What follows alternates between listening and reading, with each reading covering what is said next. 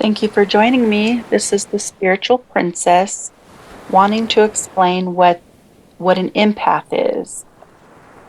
An empath is someone who can physically tune in to the emotional experience of a person, place, or animal. Empaths are highly expressive in all areas of emotional connection and talk openly about themselves. They have few problems talking about their feelings and sincerely feel what is outside of them more than what's inside. This may cause empaths to ignore their own needs. An empathic person is usually nonviolent, non-aggressive, strives towards peacemaking, but they do not thrive in areas filled with disharmony, which creates an uncomfortable feeling. People, along with animals, are drawn to an empathic person's warmth and genuine compassion, regardless of whether one is aware of being empathic. People are magnetized to them the same way as steel is to a magnet. Think of an empath as a beacon of light to which all souls become attracted. People will unconsciously feel drawn and speak freely with an empathic person. It is as though subconsciously that person instinctively knows that the person will listen with a kind-hearted appreciation. They are listeners of life and are problem solvers, deep thinkers, and studiers of many subjects. As far as empaths are concerned, the problem is, and so there's an answer. Empaths search until they find a solution, if only for their peace of mind. So remember that empathic people are susceptible to feeling the energy, whether it's good or bad. If you are somebody easily tuned into clairsentient abilities, which are feeling abilities, then you are probably an empath. Empathic mediums like myself need specific training to work with their clairsentient abilities without getting overwhelmed. Everyone can read another person's energy without realizing it, but empathic mediums have a heightened sense of reading energy, vibrations, and emotions. One crucial factor in dealing with another person's energy is tangible and perceivable with our physical senses. Emotions and physical sensations can move from one person to another. That energy can be thrown at people, stick to somebody, blend with others, and be given away.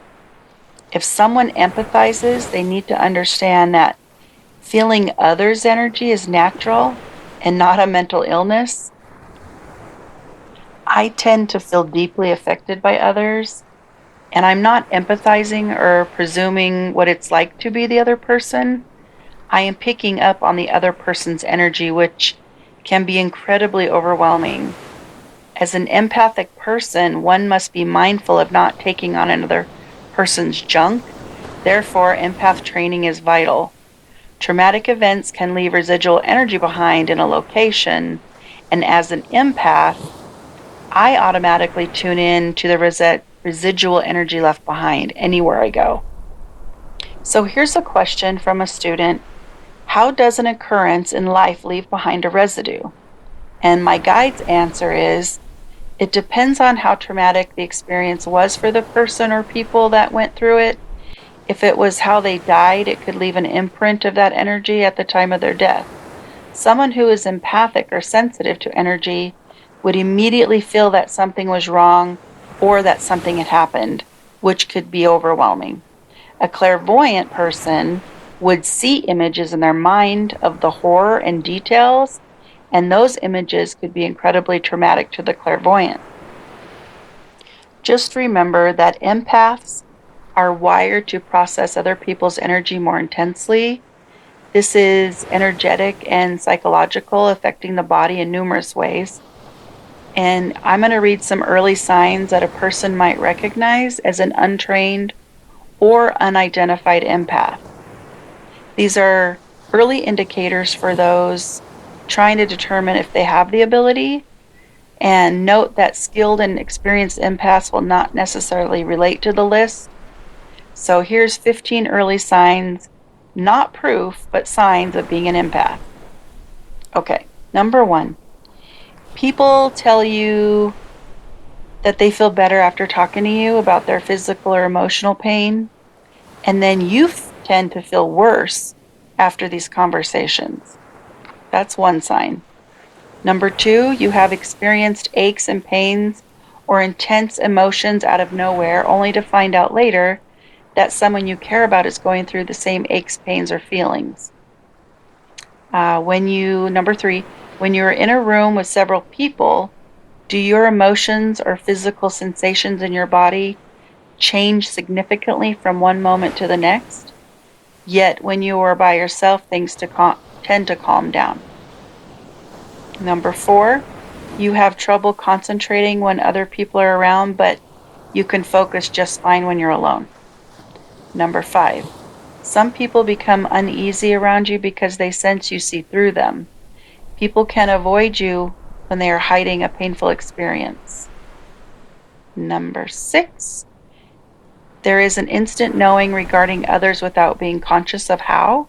Perhaps you wondered if others knew this much about people and then realized that this is bizarrely not the case. Number 7, you take things personally and people have suggested letting things go, but you cannot do that very easily. Number 8, when around specific people, you feel, think, or act out of character, but you revert to your usual self without the people around you. How you believe your influence can be exciting and liberating or scary and worrisome. Number 9, it would help if you had time to be alone, and even then it may be easier to express what others desire from you rather than say you prefer to be on your own. Empaths can sometimes find it challenging to know what they need and what they want. 10 is if you struggle with setting boundaries because of the disappointment, anger, and grief, and other people's emotions impact you profoundly. It might feel like you will always be in a lose-lose situation if you stand up for yourself and get overwhelmed by the adverse reactions of others, or you do what they want and then you don't feel good about yourself. Number 11, your body feels icky, murky, dark, and unpleasant, even if there's no medical condition to attribute those feelings. You do things that take your attention away from being physically aware of how your body feels. Number 12, you can feel and act drunk simply by being around other intoxicated people without having had a drop of alcohol yourself. Number 13, you might notice that you are directly impacted by other people's energy when looking someone straight in the eye. Being near someone or having a strong personal bond with them will influence you over long distances. 14, people tend to tell you things they have never told anyone before, even if they hardly know you. And the last one is crowds of people tend to be overwhelming and draining for you unless they are an exceptionally positive feel-good group. Otherwise, it's just draining and you feel exhausted afterward. Those are just guidelines meant to be recognition points for untrained empaths. You may or may not recognize all of them, nor was that a self-test. It's just if you acknowledge several of the issues above that I talked about, be open to the possibility that you might be an empath and look further into the ability before drawing definite conclusions. Here's the student question. I would like to know the purpose of being an empath and how empaths can help others. My guides say empaths are needed because they provide compassion for many people who are struggling through life. Given that empaths notice the feelings and emotions of others, that can be especially helpful when someone is in need. It is something we naturally do on the other side, so when a soul carries that ability back to earth, it is to help others who are struggling. Since there are so many negative emotions on earth, empaths often struggle due to the harsh feelings and emotions around them. It's something they need to learn to live with and understand how to control for their well-being. So just remember that empaths, we're like sponges. We absorb other people's energy. So you can get sad out of nowhere Even watching a movie and the actress or actor is extremely upset or sad, me as an empath, that actually affects me. I can feel that, even though they're acting, I can feel that serious, intense energy. One thing about empaths is you cannot incorporate sadness into your energy field without knowing if it's yours in the first place. So, like, here's an example. Like, me as an empath, I could say, oh, I feel sad. Wow, it's a lot. I didn't realize I was that sad, but maybe it's because of what happened to me last week. Oh, that must be it. Wow, I'm so sad right now. And just like that, I have now incorporated that sadness into my energy field without knowing whether it was mine in the first place. So that's something empaths have to be very careful not to do. A skilled empath, or somebody who recognizes that they have the ability, will quickly identify other people's energy and know how to let it go without exploring it or doing anything to help. For somebody like me who feels everybody's emotions, it is like playing soccer and keeping the balls out of my goal, which are their feelings. I still perceive the energy, which I'm going to call the balls, coming at me, but I kick them away before they enter the goal. So if you've never played soccer, that task alone can seem daunting, but as with anything, energy awareness is a practice that can slowly become second nature. When you have reprogrammed your beliefs around what you are and are not responsible for, you will discover fewer and fewer soccer balls energy come near the goal in the first place. Empaths, they typically struggle with low self-esteem by taking on too much responsibility. We tend to embed other people's energy into ours and not knowing how it affects us. Although self-esteem requires feeling good about yourself, meaning feel good in your skin, untrained empaths will have an accumulation of other people's energy and inserted it into their energetic field. That causes a lot of discomfort and can even cause physical pain for some.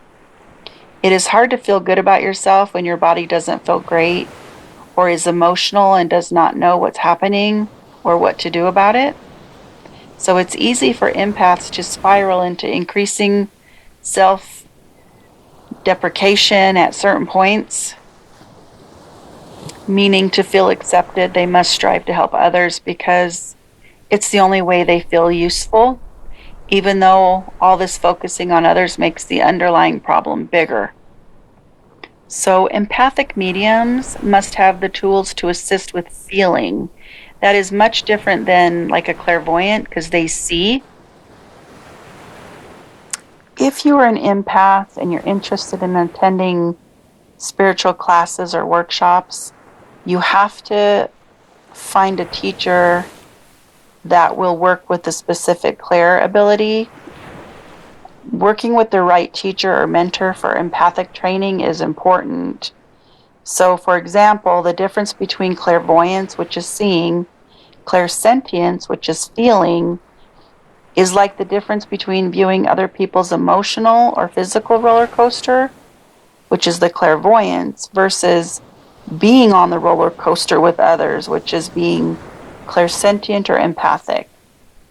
People with the gift of foresight need help to understand the struggle of being immersed and enmeshed with other people's energetic junk.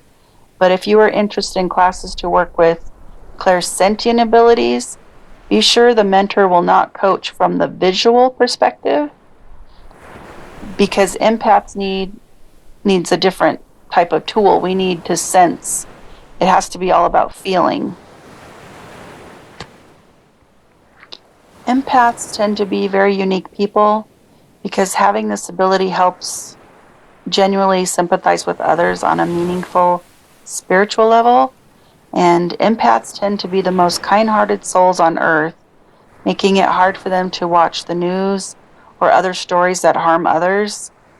Seeing anything like that hurts an empath so much that it almost is unbearable to see or hear, especially if there's stories about, somebody being cruel to to children or animals, it's completely overwhelming any kind of cruelty towards that. So I sometimes, as an empath, have to disconnect from watching the news and stop allowing social media pages that show brutality to others or animals. If not, I just profoundly feel the pain and sadness of what I'm watching. And I have let that cause deep depression before. So I definitely have to practice releasing and clearing other people's energy on a daily basis, just so that I can make sure the energy that I'm feeling is mine and I can stay healthy. So if you're somebody who, becomes unnerved by seeing cruelty or injustice to people or animals, just consider that you might be an empath. And I have to remind myself that it's not my energy and I cannot take it on. So I let it go. My guides tell me that empaths have a tough time in such a cruel world, but we are so crucial to helping those around us who are suffering. If the world were full of more empaths, cruelty would not be non existent because negative, unfeeling, and cruel people would not populate the world as much as they do today. That's why souls born now are going to have more empathic abilities than ever before. Cruelty and violence against one another will begin to fade, and more kind, compassionate souls will inhabit the planet, making it much more peaceful. But of course, this process is going to take many years, but it will happen. So I hope that helped explain a little bit about what an empath actually is. And if you recognize that you are one, hopefully you're getting some good training. I do have a meditation or two on here about clearing energy out of your energy field so that you can just keep your own. But anyway, hope that helped. Have a good day or night. Love and light.